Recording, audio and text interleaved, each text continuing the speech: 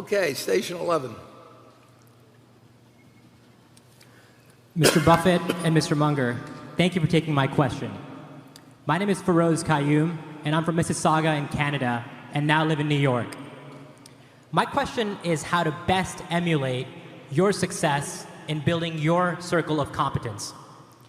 Given the environment today in investing is a lot more competitive than when you started out, what would you do differently, if anything at all, when building your circle?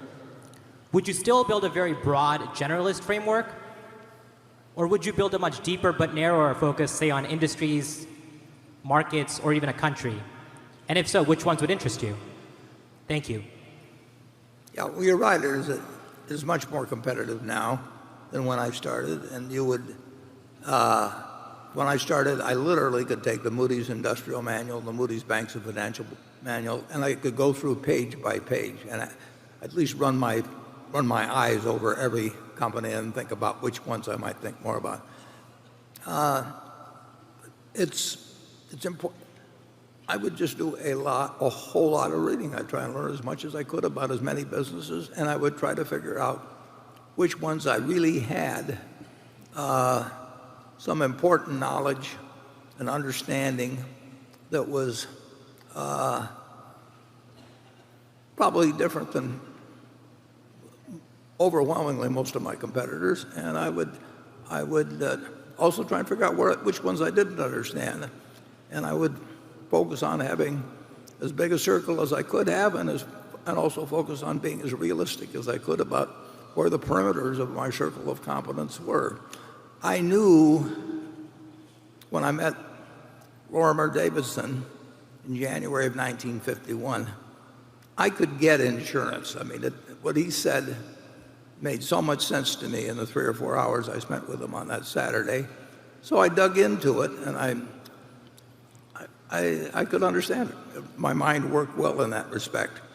I didn't think I could understand retailing. All I'd done was work for the same grocery store that Charlie had, and neither one of us learned that much about retailing, except it was harder work than we liked. And you've got to do the same thing, and you've got way more competition now. But if you get to know even about a relatively small area more than other people do, and you don't feel the compulsion to act too often, you just wait till the odds are strongly in your favor. It's still a very interesting game. It's harder than it used to be. Charlie? Well, I think the right strategy for the great mass of humanity is to specialize. Nobody wants to go to a doctor that's half proctologist and half dentist, you know.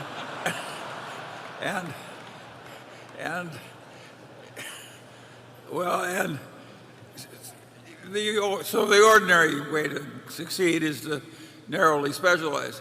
Warren and I really didn't do that, and we didn't because we prefer the other type of activity.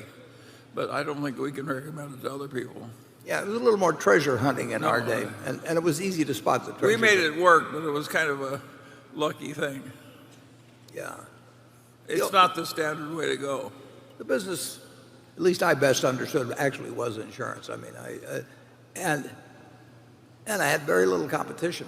And I went to the insurance department in Harrisburg, Pennsylvania. I remember one time I drove there just to check on some Pennsylvania company, and this is when you couldn't get all this information on the internet. And I went in and I asked about some company, and the guy said, "You're the first one that's ever asked about that company." And there wasn't a lot. I went over to the Standard & Poor's library on Houston Street, because they call it, and I would go up there and ask for all this obscure information, and there wasn't anybody sitting around there. They had a bunch of tables that you could sit and examine things through, and so there was less competition. But if you know even one thing very well, it'll give you an edge at some point. It's what Tom Watson Sr. said at IBM. I'm no genius, but I'm smart in spots, and I stay around those spots. And that's basically what Charlie and I try to do, and I think that's probably what you can do, but you'll find that those spots. Yeah, we did it in several fields. That's hard. And we got our head handed to us a few times too.